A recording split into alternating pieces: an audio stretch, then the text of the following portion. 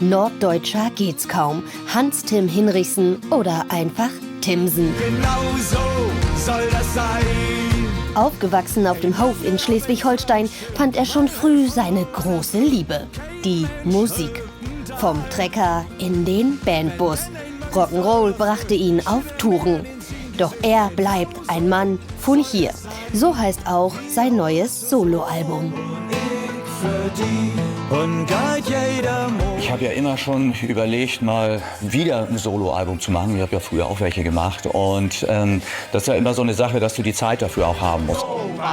Denn eigentlich ist Timsen ja bereits voll beschäftigt als Seeräuber. Zusammen begeistern sie die Massen.